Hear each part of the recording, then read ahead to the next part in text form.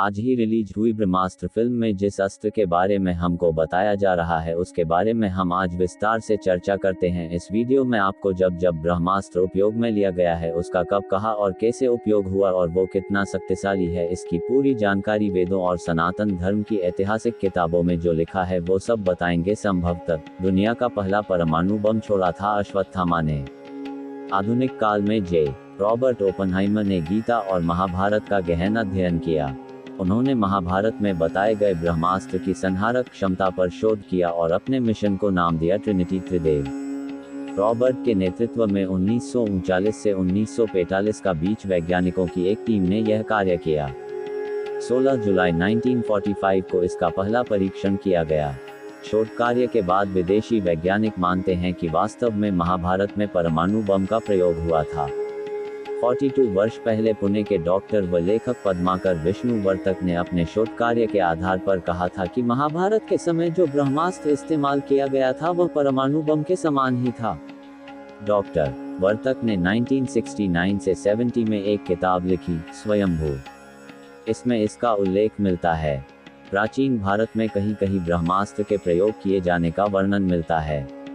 रामायण में भी मेघनाद से युद्ध हेतु लक्ष्मण ने जब ब्रह्मास्त्र का प्रयोग करना चाहा तब श्री राम ने उन्हें यह कहकर रोक दिया कि अभी इसका प्रयोग उचित नहीं, क्योंकि इससे पूरी लंका साफ हो जाएगी। ब्रह्मास्त्र एक परमाणु हथियार है जिसे दैवीय हथियार कहा गया है। माना जाता है कि यह अचूक और सबसे भयंकर अस्त्र है। जो व्यक्ति इस अस्त्र को छोड़ता था वह इसे वापस लेने की क्षमता भी रखता था, लेकिन अश्वत्थामा को वापस लेने का तरीका नहीं याद था, जिसके परिणामस्वरूप लाखों लोग मारे गए थे। रामायण और महाभारत काल में ये अस्त्र गिने चुने योद्धाओं के पास था।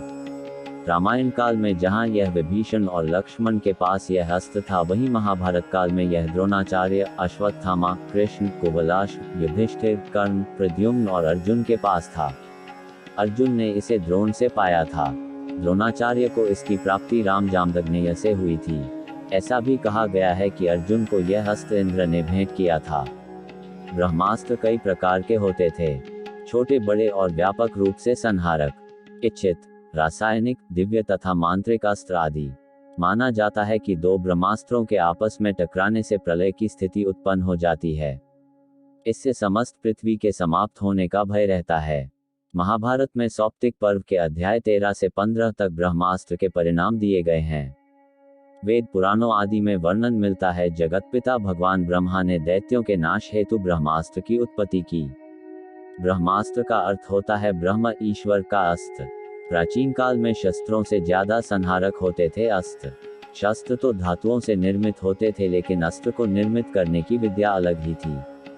प्रारंभ में ब्रह्मास्त्र देवी और देवताओं के पास ही हुआ करता था। प्रत्येक देवी देवताओं के पास उनकी विशेषता अनुसार अस्त्र होता था। देवताओं ने सबसे पहले गंधर्वों को इस अस्त्र को प्रदान किया, बाद में यह इंसानों ने हासिल किया। प्रत्येक शस्त्र पर भिन्न भिन्न देव या देवी का अधिकार होता है और मंत्र, तंत्र और यंत्र के द्वारा उसका संचालन होता है। ब्रह्मास्त्र अचूक अस्त्र है जो शत्रु का नाश करके ही छोड़ता है। इसका प्रतिकार दूसरे ब्रह्मास्त्र से ही हो सकता है, अन्यथा नहीं। महर्षि वेदव्यास लिखते हैं कि जहां ब्रह्मास्त्र छोड़ा जाता है वहां 12 वर्षों तक पर्जन्य वृष्टि, जीव जंतु, पेड़ पौधे आदि की उत्पत्ति नहीं हो पाती। महाभारत में उल्लेख मिलता है कि ब्रह्मास्त्र के कारण गांव में रहने वाली स्त्रियों के गर्भ मारे गए।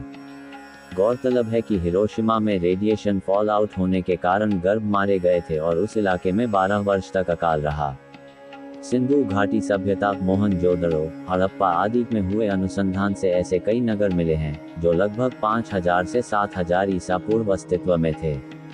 इन नगरों में मिले नरकंकालों की स्थिति से ज्ञात होता है कि मानो इन्हें किसी अकस्मात प्रहार से मारा गया है।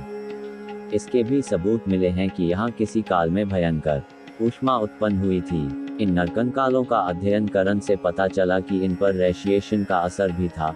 दूसरी ओर शोधकर्ताओं के अनुसार राजस्थान में जोधपुर से पश्चिम दिशा में लगभग 10 मील की दूरी पर 3 वर्ग मील का एक ऐसा क्षेत्र है जहां पर रेडियो एक्टिविटी की राख की मोटी परत जमी है। इस परत को देखकर उसके पास एक प्राचीन नगर को खोद निकाला गया जिसके समस्त भवन और लगभग 5 लाख निवासी आज से लगभग 8000 से 12000 साल पूर्व किसी विस्फोट के कारण नष्ट हो गए थे। मुंबई से उत्तर दिशा में लगभग 400 किलोमीटर दूरी पर स्थित लगभग 2154 मीटर की परिधि वाला एक विशालकाय गड्ढा मिला है। शोधकर्ताओं के अनुसार इसकी आयु लगभग 50,000 वर्ष है। इस गड्ढे के शोध के पता चलता है कि प्राचीन काल में भारत में परमाणु युद्ध हुआ था और कहा जाता है कि ब्रह्मास्त्र की ताकत परमाणु से भी अधिक है। तो दोस्तों, आपको यह जानकर कैसा लगा कमेंट में जरूर बताएं और चैनल को सब्सक्राइब करें। Thanks for watching.